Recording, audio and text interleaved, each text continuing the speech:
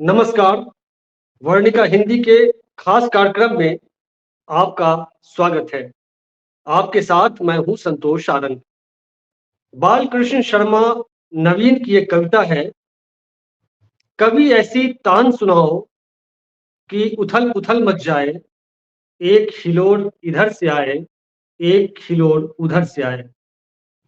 आज हमारे साथ एक ऐसी युवा कवित्री हैं, जिनकी कविताओं में प्रश्नों का उथल-पुथल है, जिनमें यथार्थ और सत्य से टकराने का मादा है। आज हम ऐसी ही कवित्री को सुनेंगे, उनकी साहित्यिक यात्रा के बारे में और उनकी रचनाओं, उनके जो तान हैं, कविताओं में जो स्वर हैं, उससे हम रूबरू होंगे। यह जो दौर है, इस दौर में सच बोलना खतरे से खाली नहीं है। जिस दौर में कलम पर पहरा हो, उस दौर में कोई कलमकार कुछ लिखता है, सच के साथ खड़ा होता है, तो पाठकों का हौसला बढ़ता है और जनता को ताकत मिलती है। हमारे साथ हैं आज युवा कवित्री श्वेता शेखर जी। श्वेता शेखर जी, आपका सबसे पहले बहुत-बहुत स्वागत है हमारे इस मंच पर। नमस्कार। श्वेता जी का एक काव्य संग्रह 2020 में लोकोदय प्रकाशन लखनऊ से प्रकाशित होकर जब आया, तो पाठकों का बहुत प्यार मिला। कोरोना काल में जब पूरा देश त्राहिमाम कर रहा था, उस समय श्वेता शेखर की कविताएं पाठकों के दिलो दिमाग पर उथल-पुथल मचा रही थी। आखिर श्वेता जी की कविताओं में क्या है? उनकी कविताओं के जो मूल स्वर हैं, कविताओं में जो बिंब खींचती हैं,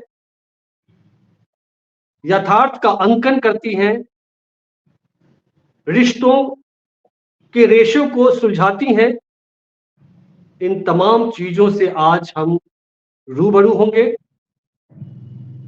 तो चलिए पहले हम श्वेता जी से बात शुरू करें, उससे पहले एक संक्षिप्त परिचय इनका हम बता देना चाहते हैं।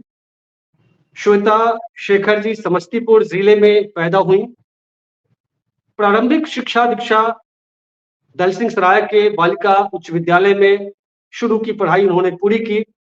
फिर इंजीनियरिंग के लिए पटना गई और इसी बीच उनको कविता, जो समाज का दर्द था, जो समाज की विसंगतियां थी, जो सच से टकराने का जो मादा इनमें था, वे कविताओं में उतर आया और फिर एक काव्य संग्रह के रूप में आकार लिया। श्वेता जी फिलहाल पूर्व मध्य रेलवे के हाजीपुर मुख्यालय में संकेत एवं दूरसंचार विभाग में कार्यरत हैं और लगातार कविताएं लिख रही हैं। आखिर कविताएं इनके अंदर, इनकी भावनाएं जो हैं, इनकी संवेदनाएं हैं, कैसे कविताओं में शब्दों के जरिए उतरती हैं, आज हम इन्हीं सब चीजों को समझने की हम कोशिश करेंगे। तो श्वेता जी, सबसे पहले तो मैंने जब आपका जो काव्य संग्रह है शून्य काल का प्रश्न, उसके पन्नों को जब मैंने पलटा, तो मैंने सोचा कि ये पहला काव्य संग्रह है आपका, आपने अपने किसी रिश्तेदार को, गुरुजनों को या किसी को समर्पित करेंगी। लेकिन उसमें लिखा है कि यह किताब यानी काव्य संग्रह हर उस व्यक्ति को समर्पित है जो सच के साथ खड़े हैं। ये मुझे बहुत प्रभावित किया कि आप सच के साथ खड़े उन लोगों को संबोधित कर रही हैं। इसके क्या मायने हैं? सच के साथ कौन खड़े हैं और असत्य के साथ कौन खड़े हैं आपकी कविताओं में? श्वेता जी। सबसे पहले तो संतोष सारंग जी, मैं आपका आभार व्यक्त करती हूँ कि आपने मुझे यह मंच वर्णिका का प्रदान किया कि मैं अपने बातों को इस मंच के माध्यम से लोगों के बीच पहुंचा सकूं। आपने बहुत ही अच्छा प्रश्न किया है। और जब मैं यह कविता संग्रह लिख रही थी, मतलब कविताएँ मैं लगातार छिट-फुट करके लिखती चली गई। जब मैंने इसको प्रकाशन के लिए दिया तो मेरे दिमाग में सामान्य तौर पर ऐसा होता है कि लोग अपने गुरुजनों को या जो घर में जो प्रियजन हैं उनको समर्पित करते हैं। मेरे दिमाग में शुरू से जब आपने अगर मेरी कविताओं को पढ़ा होगा, तो आपने देखा होगा कि मेरी कविताओं में जो बातें की गई हैं, जो हमारे समाज के जो वंचित लोग हैं, जो संघर्ष कर रहे हैं, ज जो जो तमाम बुराइयाँ हैं हमारे समाज में, उसके साथ लड़ने की कोशिश कर रहे हैं, जो अपना जीवन यापन कठिन परिस्थितियों में कर रहे हैं, चाहे वह कोई महिला हो, रंभा देवी उदास है, उस कविता में आप देख लें, या लगी है बुरी नज़र, उस कविता में देखो एक बूढ़ी की बात नहीं कर रही, मतलब हर वह व्यक्ति जो चाहता है कि वह समाज में एक सम्मानपूर्वक जीवन जिए, वह सही रास्ते पर चले, वह अपने समाज की विसंगतियों से लड़े, तो वैसे लोग ही सच के साथ खड़े हो सकते हैं। सत्ता तो सच के साथ नहीं ही खड़ी रहती है, वो तो जोड़-तोड़ में जुटी रहती है, तो हम उनके साथ तो नहीं खड़े हो सकते हैं। और एक कवि और लेखक का मैं यही दायित्व समझती हूँ कि आप हमेशा जो चल रहा है, आप धारा के साथ अगर चल रहे हैं, तो धारा के साथ चलने वाले लोग तो बस चलते चले जाते हैं। लेकिन जब आप धारा के विपरीत चलते हैं, जो चीज़ें हमको चुभ रही हैं, आपको चुभ रही हैं या समाज में जो गलत हो रहा है, अगर हम उसके लिए लड़ सकते हैं, छोटे स्तर पर लड़ें या बड़े स्तर पर लड़ें, हमारे अंदर जो काबिलियत है, हम जिस तरीके से चीज़ों को देखते हैं या फिर सोचते हैं, ये बहुत ज़्यादा मायने मायने रखता है। तो मेरा जो यह समर्पण है, वह हर उस व्यक्ति के लिए जो जहाँ पर भी है, जिस भी परिस्थिति में है। किसी की परिस्थिति थोड़ी अच्छी हो सकती है, किसी की बुरी हो सकती है। हो सकता है आप जॉब में हो सकता है आप एक दिहाड़ी मज़दूरी कर रहे हो। बात ये है कि आप जिस स्थान पर हैं, क्या आप उस स्थान पर सच के साथ खड़े हैं? आपको लगता है कि आप जो कर रहे हैं वो सही है और वो हमारे समाज की बेहतरी के लिए है? हर उस व्यक्ति के अगर वो कोई एक व्यक्ति अगर ₹2 भी सही तरीके से कमा रहा है, तो वो सच के साथ खड़ा है। और एक अगर करोड़ों रुपया कमा रहा है और वो अगर गलत तरीके से कमा रहा है, तो वो सच के साथ नहीं खड़ा है।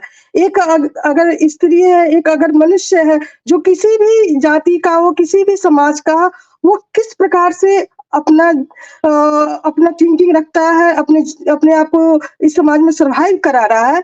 ये सारी चीज़ें, ये सारी बातें, चाहे वो राजनैतिक स्तर पर हो, सामाजिक चेतना हो या फिर स्वयं अपने अंदर की बात हो, हर तरीके से हमें यह देखना पड़ेगा कि हम किस तरीके से सोचते हैं चीज़ों को।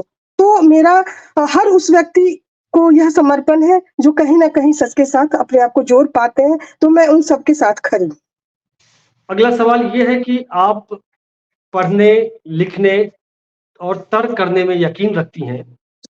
आपने खूब पढ़ा भी है लिखने के पहले और यस। फिर प्रश्न भी आपके मन में ढेरों प्रश्न पैदा होते हैं। आपने जी, अपने काव्य संग्रह का और कविता का जो शीर्षक एक रखा है कि शून्यकाल का प्रश्न। शून्यकाल ये थोड़ा डेमोक्रेटिक शब्द है जो सदन के दौरान जब सत्र चलते हैं तो उसमें एक शून्यकाल आता है। तो शून्यकाल में जो प्रश्न उठाए जाते हैं, तो आपके शून्यकाल के जो प्रश्न हैं, वह सिर्फ प्रश्न करता नहीं है, आपकी कविताएँ सिर्फ प्रश्न नहीं करती हैं, बल्कि समाधान भी ढूँढती है। आपके मन में ऐसा क्यों आया कि आप लगातार प्रश्न कर रही हैं? इस दौर में प्रश्न करना तो खतरे से खाली नहीं है। आज जिस दौर में हम लिख रहे हैं, पढ़ रहे हैं, बोल रहे हैं, लिखना, पढ़ना ये बहुत मुश्किल भरा काम हो गया है। अगर प्रश्न करती हैं किसी हाकिम से, हुक्मरान से, तो आपको जेल तक हो सकता है। इसके बावजूद आप निडरता के साथ प्रश्न के साथ क्यों खड़ी हैं? बहुत अच्छा प्रश्न है कि शीर्षक के पीछे सोच क्या है? ये कविता शून्यकाल का प्रश्न जो कविता संग्रह मेरा और जो ये पहली जो कविता मैंने इसमें डाला भी है शून्यकाल का प्रश्न।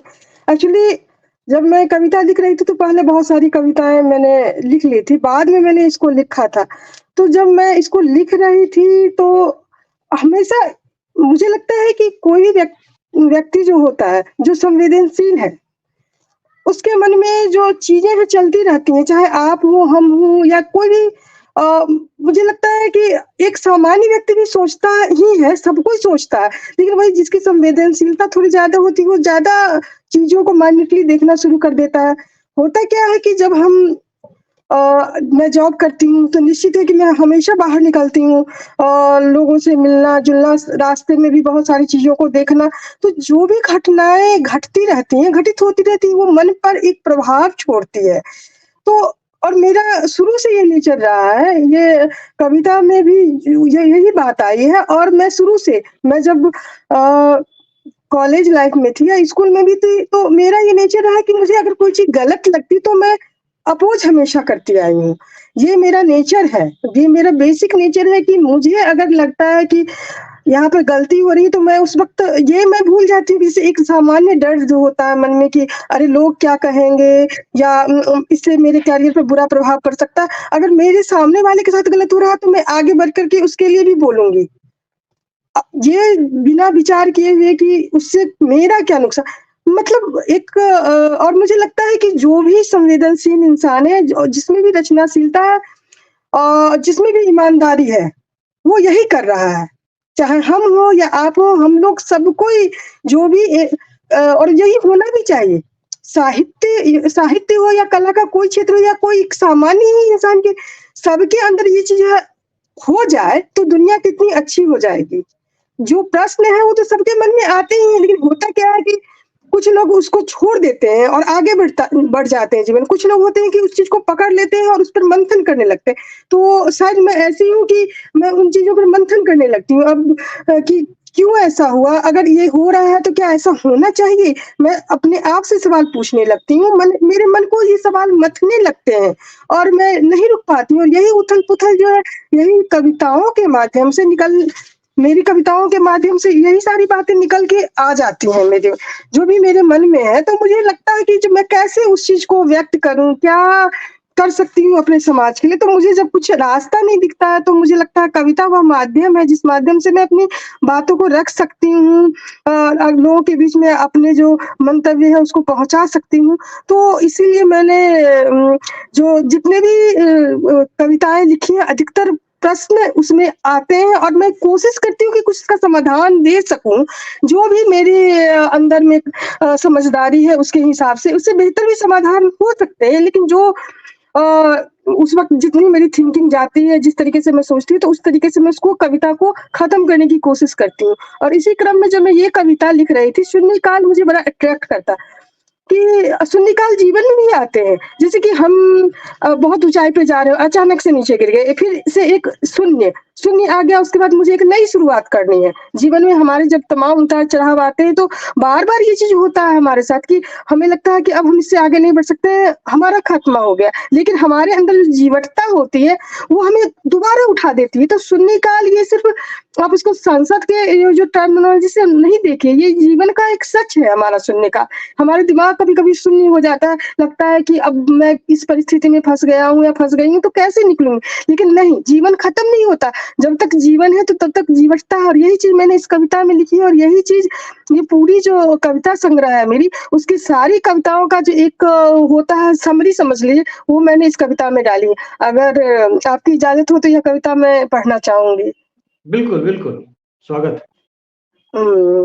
तो मेरी जो शीर्षक कविता है शून्यकाल का प्रश्न, वो कुछ इस तरह है कि मेरी सारी कविताएँ, मेरे सारे प्रश्न, मेरी सारी कविताएँ, मेरे सारे प्रश्न, मेरी सारी भावनाएँ शून्यकाल के प्रश्न की तरह हैं, जो समाधान चाहती हैं, जो नहीं बैठती समय के निर्धारित खाँचे में, तारांकित नहीं, अतारांकित भी नहीं, अल्पसूचित और अनुपूरक तो बिल्कुल नहीं। ऐसे प्रश्न नहीं बनना चाहती ये जो ठंडे बस्ते में डाल अगले सत्र के लिए छोड़ दी जाती हैं, जिसके उत्तर पाने की संभावनाएं भी धीरे-धीरे मर जाती हैं। और जरूरी है जीवित रहने के लिए संभावनाओं का खुला आकाश। क्योंकि जब तक संभावनाएं जिंदा हैं, तब तक जीवित हैं हम और जीवित है प्रश्न। और जब तक जीवित है प्रश्न, चाहे न चाहे, शून्य काल में उठते ही रहेंगे सदा और उठकर अपना उत्तर मांगेंगे जरूर। जी, बहुत अच्छी कविता है। और आप नौकरी भी करती हैं, घर का देखभाल, बच्चों का देखभाल भी करना, फिर कविताएं लिखना, ये सब कुछ कैसे संभव हो पाता है? और अब तक जो कविताएं लिखी हैं, शादी के बाद ही लिखी हैं या शादी के पहले शुरू रचना जो आपकी यात्रा है, साहित्यिक यात्रा, वो शुरू हो गई थी? आप थोड़ा अपनी साहित्यिक यात्रा के बारे में भी बताइएगा। जी, जी, ज़रूर, ज़रूर। बात मैं शुरू से ही शुरू करना चाहूँगी। कविताएँ मैंने कुछ कविताएँ 10वीं के बाद मैट्रिक के बाद मैंने लिखी। तो वो जो वक़्त मिला एक्चुअली संवेदनशीलता तो शुरू से रही है। कविताएँ अपने आप उभर के मन में आई, मैंने कुछ कविताएँ लिखी, 10 बी 20 कविताएँ समझिए मैंने लिखी। उसके बाद मैंने नहीं लिखी कविताएँ। और एक डिप्लोमा जब मैं करने गई रांची गई, रांची पॉलिटेक्निक में गई, तो वहाँ पर भी कुछ कविताएँ मैंने ऐसे ही छिट-पुट जब भी कोई कार्यक्रम हुआ तो सुनाई। तो ऐसा था कि वहाँ कुछ लोगों ने एप्रिशिएट किया कि हाँ भाई, तुम अच्छा लिखती हो, तुम इधर-उधर भेजो। लेकिन हमारे घर में ऐसा माहौल नहीं था। कविताओं के प्रति मतलब हमारे घर में ऐसा नहीं था कि हाँ, कविता लिखो, इसके लिए कोई एप्रिशिएशन मिलने वाला था। पढ़ाई का माहौल बहुत अच्छा था। मेरे पापा जी का ये कहना था कि साइंस लेके पढ़ो, लाइफ में अच्छा करोगे। और आर्ट्स के लिए मेरे यहाँ कोई बहुत स्कोप नहीं था। लेकिन मेरे जो पापा हैं वो उपन्यास और कहानियाँ ये पढ़ा करते थे, इसलिए मेरे घर में इस तरीके की पुस्तकें थी। बहुत पहले जब मेरा जन्म नहीं हुआ था, उससे पहले हमारे यहाँ एक दलसिंह सराय में लाइब्रेरी थी हमारे घर पे घोसपुर गाँव में, जो मेरे दादा के पिताजी चलाया करते थे, उस वक़्त की थी। लेकिन हमारे इस वक़्त तक आते-आते सारा कुछ खत्म हो गया था, लेकिन कुछ कविताएँ मतलब कुछ किताबें वहाँ भी बची हुई थी। तो ऐसा हुआ कि मैं जब यहाँ पापा जी के पास थी, तो मुझे पढ़ने की आदत उसी वक़्त से लग गई। तो मैं पढ़ा करती थी, जो भी किताबें थी, प्रेमचंद, शरतचंद्र, ये पंचतंत्र वगैरह ये सब मैंने पढ़ डाला। फिर वहाँ गई गाँव में, तो वहाँ भी मुझे किताबें दिखाई पड़ी, तो मैं पढ़ने लगी। लेकिन लिखने का ख़्याल मन में कभी आया नहीं। जो मैंने लिखा वो संवेदनशीलता के कारण लिखा। उसके बाद लिखना छूट गया, क्योंकि जीवन की जो आपाधापी जो चीज़ें चलती गई, मैंने डिप्लोमा किया, फिर इंजीनियरिंग किया, उसके बाद फिर मैं जॉब में आई। उसके बाद सारा कुछ एक्चुअली मुझे पढ़ने में इंटरेस्ट था, तो मैंने यहाँ पुस्तकालय जाना शुरू कर दिया। फिर क्या हुआ, हमारे रेलवे में थोड़ा-सा इस चीज़ के लिए ज़्यादा एप्रिसिएशन रहता है कि आप थोड़ा हिंदी में चीज़ों को करें, कार्य करें। तो मैं तो चूँकि टेक्निकल लाइन से थी, तो हिंदी में कार्य हम लोग ज़्यादा नहीं कर पाते हैं, लेकिन थोड़ा बहुत मुझे लिखना-उखना अच्छा लगता था, तो मैंने ऐसे ही कुछ कविताएँ लिखी और वहाँ जो कार्यक्रम होता था, उसमें मैंने भाग लिया। मैंने जब वो कविताएँ वहाँ पढ़ी, तो कई लोग ने एप्रिशिएट किया, जिसमें हमारे जो पूर्व मध्य रेलवे के हैं, अरविंद जी हैं, राजकिशोर राजहंस हैं, तो उन लोगों ने कहा कि आप अच्छा लिखती हैं, आप लिखिए इसको। लेकिन फिर भी मेरे मन में ये नहीं था कि मुझे लिखना है या मेरी किताब आएगी। एक्चुअली वो इसके पीछे घटना है कि एक दुपट्टा गिरा हुआ मैंने देखा था, तो उस दुपट्टे ने मेरे मन में बहुत उथल-पुथल मचाया और मैंने उस पर एक कविता लिखी। और उस कविता के बाद ये धीरे-धीरे दुपट्टा सिलसिला दुपट्टा बढ़ता कहाँ गया। दुपट्टा तो आपको वो कहाँ दुपट्टा मिला? ऐसा था कि मैं रामाशीष चौक से डेली अपने ऑफिस जाती हूँ, उसके बगल में मेरा अच्छा, हाजीपुर में। ज़ोनल ऑफिस है। जी, जी, तो मैं जैसे यहाँ से पटना से गई तो रामाशीष चौक पे उतरना है, वहाँ से बस अड्डे को पार करती हूँ और बस अड्डा ऐसा जगह होता है जहाँ पर कई तरह के लोग होते हैं। और वो दुपट्टा बिल्कुल लाल रंग का चमचमाता हुआ और उसकी जो क्वालिटी थी वो देख के लगता था कि किसी मतलब जो निम्न तबके की कोई बच्ची होगी जिसने ओढ़ा होगा, जिसको किशोरवय अवस्था होगी उसकी, उस दुपट्टे को देखकर मेरे मन में बड़ा बार-बार ख़्याल आता था, क्या हुआ होगा? क्या हुआ होगा उस लड़की के साथ? क्यों ये दुपट्टा इस तरीके से पड़ा हुआ?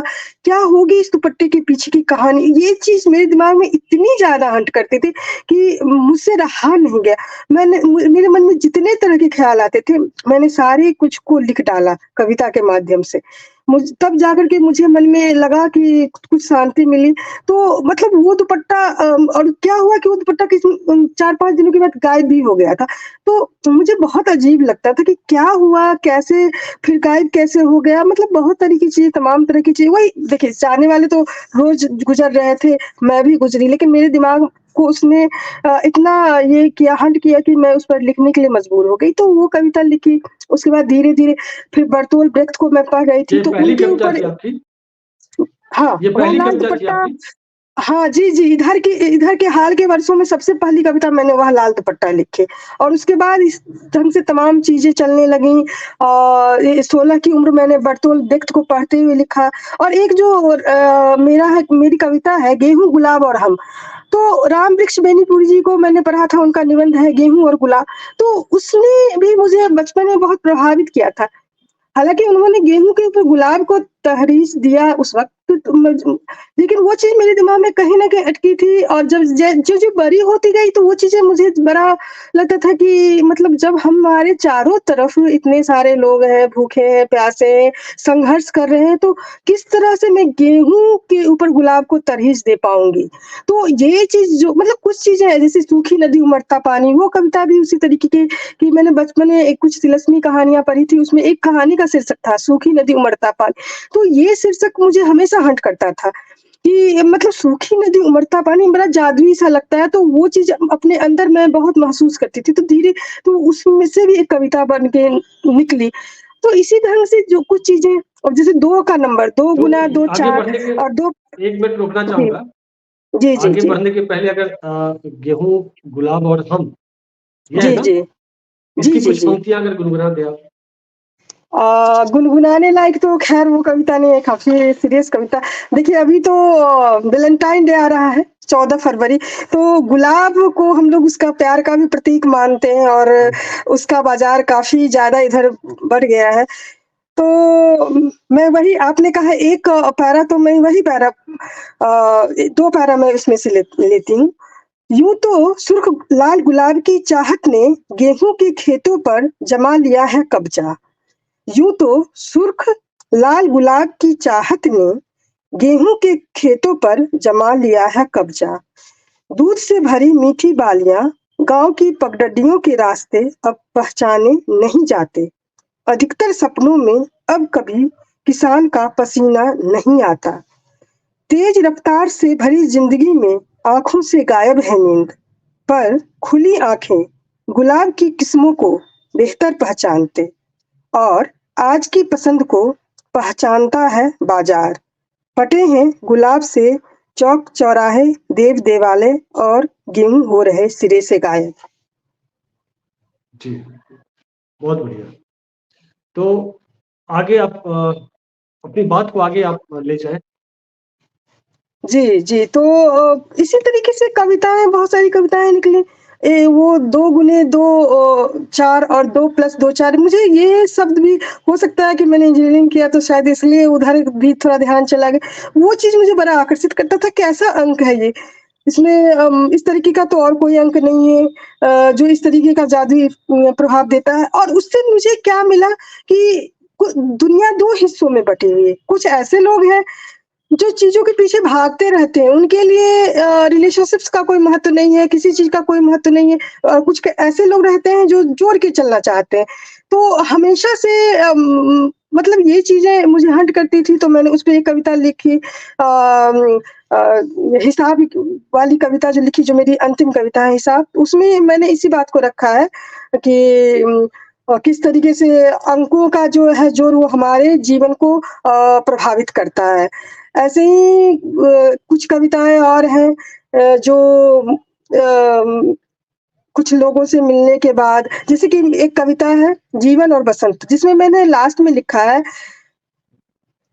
अ, जिनके हिस्से आया नहीं बसंत, वो नहीं करते शिकायत पतझड़ों की, पर जिनके हिस्से आया बसंत, पतझड़ों से उनकी शिकायतें कभी कम नहीं होती। तो वो एक लड़की है हमारे ऑफ़िस में, जिनके एक मतलब पैर नहीं है। तो मैंने सचमुच में मैं उनसे मिली हुई हूँ और उनका मैंने देखा है कि वो हमेशा हँसती रहती हैं। तो इस चीज़ ने मुझे बहुत प्रभावित किया कि हम लोग अपनी छोटी-छोटी परेशानियों को लेकर के रोना रोते रहते हैं। लेकिन देखो ऐसे भी लोग हैं जीवन में जो इतनी बड़ी कमी के साथ भी और पूरे खुश दिल के साथ जी रहे हैं। वो कभी शिकायत नहीं करते हैं कि हाँ, हमारे साथ ऐसा हुआ तो मैं जीना छोड़ दूँगा या जीना छोड़ दूँगी। तो इंस्पिरेशन तो हमारे आस-पास होते हैं। सच तो यही लोग तो सच के साथ खड़े हैं।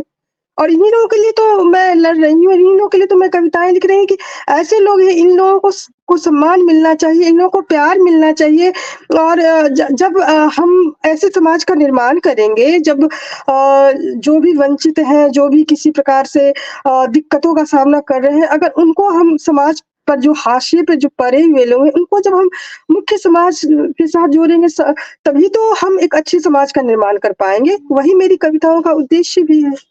जी, श्वेता जी, आपकी कविता की एक पंक्ति है, जारी है हर तरफ कई-कई युद्ध। यस। तो कम शब्दों में इसका अर्थ मैं समझना चाहता हूँ कि किस तरह के युद्ध की बात आप कर रही हैं? कई तरह के युद्ध हम लोग लड़ते हैं। अपने मन के अंदर ही 4 प्रकार के युद्ध चलते रहते हैं। एक कविता तहखाने उसे जोड़ के देख लीजिए। तो हमारे रिलेशनशिप से आज तो समय इतना कठिन हो गया है। आपने उसमें उस पंक्ति को पढ़ा उसमें की जो अभी सूचनाओं का जो दौर चल रहा है, उसमें गलत सही सूचनाओं का जो भ्रामक युग है, उसके चलते हम लोग जो बहुत तरह की जो चीज़ें क देखिए आतंकवाद जो हमारे समाज में तरह-तरह की चीज़ें हैं, जिस तरीके से कोई भी भ्रूण हत्या की समस्या देखिए जो कोई भी समस्या ये क्या है? ये तो युद्ध ही ना है एक तरह से, जो राजनीतिक स्तर पे उथल-पुथल होती है, जो हमारे अंदर की अपनी उथल-पुथल है, जो सामाजिक उथल-पुथल जो विडंबनाएँ हैं, चाहे दहेज प्रथा हो, चाहे वो महिलाओं, बच्चियों के साथ जो इस एसिडिक अगर आपने आजकल तो मैंने कविता लिखा है या प्रेम कविताओं का समय नहीं, उसमें मैंने ये लिखा है कि जो अगर आपने नकार दिया किसी लड़की को तो इस तरीके तेज़ाब फेंक देने की घटना क्या ये भी तो एक तरह का युद्ध है मतलब आप तो हर वक़्त, हर क्षण अपने आप से युद्ध लड़ते हैं, अपने आस-पास के लोगों से समाज से और ये जो तरह-तरह की विडंबनाएँ हैं, अभी यूक्रेन में देखिए युद्ध चल रहा है। मतलब आप किस स्तर पर युद्ध हर नहीं झेल हर रहे हैं, तरफ आप युद्ध ही है, सामाजिक, वाक़ई। सामरिक सभी स्तर पे युद्ध झेल रहे हैं। हुँ। अच्छा, आपकी राजनीति पर भी आपने क्या कोई कविता लिखी है? जो राजनीति अ, में जो कुछ आज चल रहा है, जो राजनीतिक पर गिरावट आई है। हाँ, जो सच के साथ खड़े हैं वो कविता राजनीतिक कविता ही एक तरह से है जो सच के साथ खड़े हैं। वह जो कविता है जिसमें कि मैंने इस चीज़ को इंगित किया है कि हमें अपनी आवाज़ को उठाना होगा, हमें जो चुप्पी से काम नहीं चलेगा। उस कविता के माध्यम से मैंने यही कहा है कि अगर आप सोचते हैं कि आप बहुत होशियार हैं और आप चुप रह कर के सो आप अपना काम निकाले हैं तो यह जो आपकी जो यह सोच है, वो गलत सोच है। हमें जो यह इस कविता के की कुछ पंक्तियाँ मैं सुनाना चाहूँगी कि इस अंधेरे समय में बिखरे पड़े हैं मेरे चारों तरफ कुछ चीखें, कुछ छटपटाहटें, कुछ सिसकियाँ और कुछ प्रतिरोध के कसमसाते स्वर। तो ये जो प्रतिरोध के कसमसाते स्वर हैं, वो किसके स्वर हैं? ये हम ही लोगों के स्वर हैं। हम लोग चाहते हैं, प्रतिरोध करना चाहते हैं कि खुलकर प्रतिरोध करें, लेकिन कई तरह के दबावों का सामना मैं खुद करती हूँ। चाह कर के भी मैं उस तरीके से नहीं प्रतिरोध कर पाती हूँ। तो ये क्या है? ये बिल्कुल जो अभी का जो समय है, मैं उसी समय के सच को लिख रही हूँ और जो इसका शीर्षक भी मैंने लिखा जो सच के साथ खड़े हैं, ये कविता का शीर्षक ही मैंने डाला है। तो जी, ये जो कविता मैं मतलब इसमें मैं पूरी जो विडंबना है अभी और इसमें मैंने ये भी लिखा अक्सर चुप्पियों का इस्तेमाल हम अपनी सुविधा अनुसार ही करते। पर कहना होगा कि इस कठिन समय में चुप बैठने से ज़्यादा खतरनाक कुछ भी नहीं। तो कठिन ये समय जो में बैठने से हाँ, इस खतरनाक कठिन कुछ भी समय में नहीं। चुप जी, बैठने से ज़्यादा खतरनाक कुछ भी नहीं। जी, ये जो चुप वक़्त में रहने है जब हमें बोलना पड़ेगा, बोलना पड़ेगा। हम बिना बो जी, जी, बोलना पड़ेगा, लिखना पड़ेगा और जी, प्रतिरोध के स्वर बुलंद करने होंगे। हाँ, एक वो बुलंद कलमकार करने का ये पड़ेंगे। कर्तव्य है और यह वक़्त हमें आगे बढ़ने की इजाज़त नहीं दे रहा है। जी, श्वेता शेखर जी ने वक़्त दिया हमारे दर्शकों के लिए। अ, ये ऐसी युवा कवियत्री हैं, जिनकी कविताओं में प्रतिरोध के स्वर हैं, प्रश्न हैं, यथार्थ से टकराती हैं इनकी कविताएँ। इनको आप यदि पढ़ना चाहते हैं इनकी कविताओं को, तो लोकोदय प्रकाशन से, लखनऊ से इनकी जो किताब है काव्य संग्रह, उसका ये कवर पेज है, शून्यकाल का प्रश्न। आप जरूर पढ़ें। तो इस अंक में बस इतना ही। हम फिर मिलेंगे साहित्य के की इस अगले सीरीज में अगले रविवार को। तब तक के लिए दीजिए इजाजत। नमस्कार, शुक्रिया।